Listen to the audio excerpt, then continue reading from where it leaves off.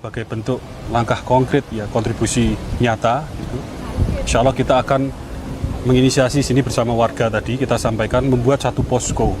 Posko ini ya tentu nanti kita datangkan advokat dari Jakarta. Oleh karena itu saya pikir ini memang ada upaya dari Partai Umat untuk sengaja memancing di air keruh dengan melakukan politik pencitraan seolah-olah dekat dan membela rakyat khususnya masyarakat Rempang, tetapi fakta yang terjadi justru sebaliknya, bahwa apa yang dilakukan oleh Amin Rais itu justru bertentangan secara diametral dengan fakta yang terjadi, karena toh faktanya sekarang ini suasana masyarakat Rempang ini sudah benar-benar kondusif.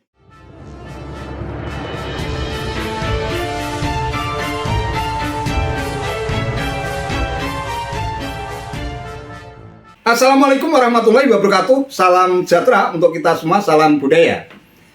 Sahabat-sahabat Rita sebangsa dan setanah air yang sangat saya hormati, Ketua Majelis Syuro Partai Umat Amin Rais bersama menantunya Ridho Rahmadi yang sekaligus juga Ketua Umum Partai Umat mengaku telah datang langsung ke salah satu perkampungan dari 16 kampung yang ada di Rempang Galang, Kepulauan Riau. Mereka pun mengaku kasihan ketika bertemu dengan masyarakat nelayan yang berkulit hitam yang tinggal di rumah-rumah kecil. Terkait dengan rencana relokasi warga Rempang, Partai Umat rencananya bakal membuka posko bantuan serta posko pengaduan untuk memberikan advokasi dan bantuan kepada masyarakat Rempang. Sementara itu, Amin Rais dengan tegas meminta Presiden Jokowi untuk selalu berpihak kepada rakyat dengan menghentikan proyek yang sangat menyengsarakan rakyat itu dan hanya menguntungkan oligarki. Harkat, martabat ya, sesuatu yang tidak bisa dinilai dengan uang. Ya. Jadi kami tadi berdialog ya. Memang tujuan kami di sini untuk silaturahim sekaligus berdialog. Jadi yang kita lihat bahwa penggusuran ya Rempang ini adalah satu bentuk kezaliman. Ya. Maka kita sampaikan di video ini kita sampaikan ya, keadilan sosial bagi seluruh rakyat Indonesia itu adalah harga mutlak yang tidak bisa ditawar-menawar. Ya, tidak bisa lagi ditawar, itu sesuatu yang harus hadirnya negara di sini itu harus membawa rasa keamanan, ya, perlindungan, ya, kesejahteraan, kemakmuran dan lain sebagainya. Untuk itu, ini sebagai anak bangsa, ya, atas rasa kemanusiaan, rasa persaudaraan, kami meminta ya, Pak Presiden Jokowi untuk membatalkan ya, rencana penggusuran tersebut, ya, kemudian mengembalikan sepenuhnya hak-hak dan kehidupan warga Rempang sebagaimana seperti semula. Gitu. Dan yang terakhir, insya Allah sebagai bentuk langkah konkret ya kontribusi nyata, gitu, insya Allah kita akan menginisiasi sini bersama warga tadi kita sampaikan membuat satu posko. Posko ini ya tentu nanti kita datangkan advokat dari Jakarta, ya, dari Partai Umat. Kita punya Ka'bah Umat, kantor bantuan hukum umat, ya, insya Allah untuk memberikan bantuan hukumnya dan edukasi juga terkait hak-hak warga negara, hak warga Rempang khususnya yang seharusnya bisa dimiliki, yang selama ini mereka tidak tahu. Mereka punya surat ini dan segala macam, itu seharusnya bisa melalui jenjang hukum yang secara formal itu, ya, legitimate, itu bisa mereka mendapat hak milik. Tapi ini mereka nggak tahu, ya karena memang tidak ada yang memberitahu, tidak ada proaktif dari pemerintah. Itu poskonya, kemudian juga posko informasi. Artinya kita akan mengupdate kepada segenap masyarakat Indonesia di manapun berada dengan mengakses kanal-kanal yang insya Allah kami sebarkan. Ya, itu situasi yang langsung ya, yang kita lihat di Rempang sana. Tadi kita mengunjungi satu dari 16 kampung tua yang akan digusur. Yang tadi saya sampaikan sudah generasi ke-6. Ya, kiranya demikian singkat dari saya. Kita dengarkan dari Pak Amin Rais. Assalamualaikum warahmatullahi wabarakatuh. Salam. Jadi singkat saja. Jadi kami tadi sudah hakul yakin ya melihat betapa teman-teman kita itu suku Melayu itu kasihan keadaannya, ya, rumahnya kecil-kecil gitu, bahkan maaf sampai karena mereka mata pencariannya nelayan, mata pencarian yang memang berat, ya, sehingga nampak menurut Mas Edo ini Pak Amin lihat tangannya itu sampai hitam gitu, sampai hitam gitu, ya.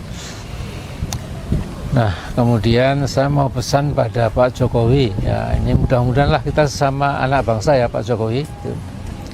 Jadi sesungguhnya mudah sekali ya kalau ada konflik kepentingan, sekali lagi antara kepentingan yang brutal, yang bengis, yang babi buta dari pemilik modal entah dari manapun, ya bisa asing terutama, tapi juga asing.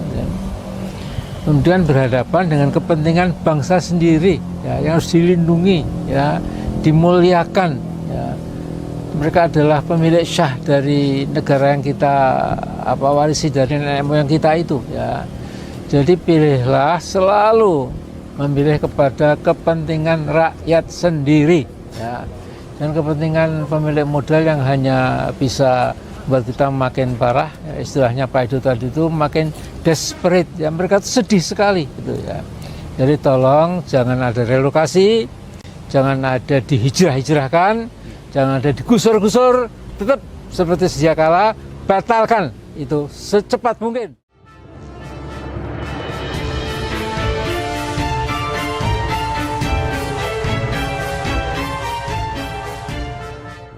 Nah, terkait dengan berbagai informasi liar yang cenderung menyesatkan terkait dengan situasi yang terjadi di Rempang, Sani, seorang tokoh dan koordinator keramat masyarakat Rempang, meminta agar masyarakat dari luar sana untuk datang langsung ke Rempang untuk melihat dan mengetahui kondisi Rempang yang saat ini sudah benar-benar dalam keadaan kondusif.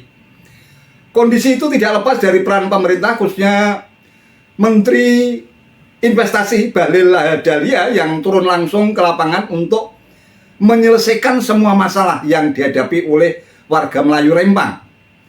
Hasil musyawarah dengan warga adat yang berlangsung secara demokratis tanpa tekanan itu alhamdulillah berhasil mengakomodasi dan menerima permintaan masyarakat, khususnya terkait dengan relokasi tempat tinggal dengan kompensasi disesuaikan dengan kebutuhan masyarakat adat. Oleh karena itu, kata Sani, kalau masih ada informasi simpang siur di luar sana, apalagi menyampaikan informasi yang menyesatkan kalau suasana Rempang masih memanas, hal itu dianggap sebagai hoax, dan meminta masyarakat Rempang untuk melaporkannya kepada aparat kepolisian.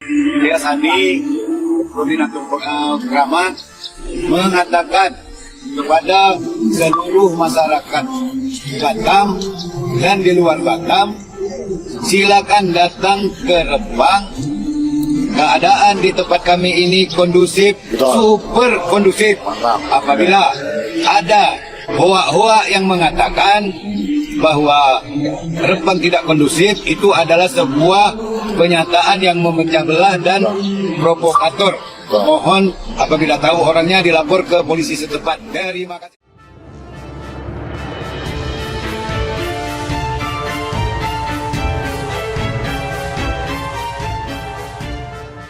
Sahabat-sahabat cerita sebangsa dan setanah air yang sangat saya hormati, Amin Rais dan menantunya Ridho Rahmadi. Ini kalau saya bilang merupakan partai yang betul-betul partai dinasti. Sang mertua menjadi ketua Majelis Syuro, sedangkan menantunya menjadi ketua umum Partai Umat. Nah, ikut berteriak-teriak tentang suasana yang terjadi di Rempang sebenarnya menurut saya memang hanya merupakan sebuah media pansos atau panja sosial untuk mencitrakan kesan bahwa Partai Umat itu peduli pada rakyat. Dalam hal ini rakyat Rempang tentu saja. Namun tampaknya mereka lupa bahwa rakyat saat ini sudah cerdas. Kalau mereka mengaku sudah langsung berada di Rempang, bahkan sudah mengunjungi di kampung nelayan, tetapi justru masih terus berusaha untuk mengobok-obok situasi yang sudah demikian kondusif agar suasana menjadi panas, ini tentunya malah menimbulkan pertanyaan. Partai Umat yang baru saja akan mengikuti pemilu 2024 yang akan datang, ini kita juga masih bisa mempertanyakan bagaimana kualitasnya. Apalagi sosok Amin Rais selama ini dikenal sebagai seorang tokoh yang kerap kali menggaungkan narasi tentang people power dengan sasaran utamanya adalah untuk menggulingkan Presiden Jokowi sebelum masa jabatannya habis. Kredibilitas Amin Rais semacam inilah yang mulai diragukan. Sehingga semua siasat dan gimmick politik yang dilakukan oleh Amin Rais dan menantunya, termasuk mencoba untuk mengambil simpati rakyat dengan jadi sok pahlawan sebagai partai yang betul-betul berjuang untuk kepentingan rakyat dengan memberikan bantuan, advokasi, kemudian juga membuka pos pengaduan dan sebagainya. Saya kira ini merupakan cara-cara klasik, cara-cara kuno yang sudah sangat dimengerti betul oleh rakyat. Oleh karena itu, saya pikir ini memang ada upaya dari Partai Umat untuk sengaja memancing di air keruh dengan melakukan politik pencitraan seolah-olah dekat dan membela rakyat, khususnya masyarakat Rempang, tetapi fakta yang terjadi justru sebaliknya. Bahwa apa yang dilakukan oleh Amin Rais itu justru bertentangan secara diametral dengan fakta yang terjadi. Karena toh faktanya sekarang ini suasana masyarakat Rempang ini sudah benar-benar kondusif setelah ada pendekatan dan musyawarah secara maraton, sehingga semua kebutuhan, harapan, dan permintaan dari seluruh masyarakat yang selama ini menolak upaya untuk relokasi memang sudah benar-benar bisa diambil solusi yang tepat, yang sama-sama bisa memberikan kemaslahatan baik buat negara maupun masyarakat adat Rempang.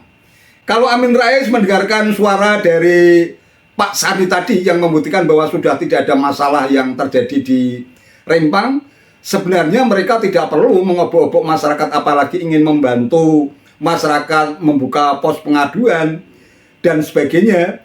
Ini justru malah berpotensi menimbulkan polarisasi, menimbulkan sikap saling curiga antar sesama warga masyarakat Rempang itu sendiri. Apalagi kita sangat mengenal karakter saudara-saudara kita masyarakat Rempang yang kita kenal dengan pepatah luar biasanya, di mana langit dipijak, di situ langit dijunjung, yang sangat ramah kepada siapapun termasuk masyarakat dari luar Rempang, sangat menghormati para sesepuh, sehingga bisa dipastikan bahwa sebenarnya suasana masyarakat Rempang setelah terjadi pendekatan secara manusiawi oleh pemerintah pusat, dalam hal ini adalah Menteri Investasi Bahlil Lahadalia, tentu saja ini membuat suasana yang semula itu memanas sudah menjadi dingin. Suasana betul-betul sudah sangat kondusif, bahkan super kondusif, sehingga tidak perlu ada cawe-cawe dari pihak eksternal. Tidak perlu ada posko pengaduan ataupun berbagai bentuk advokasi lainnya yang justru malah bisa berpotensi menciptakan suasana saling curiga. Nah, lebih dari itu tampaknya memang sikap simpati Partai Umat terhadap situasi yang terjadi di Rempang sebenarnya hanya merupakan salah satu media pansos saja.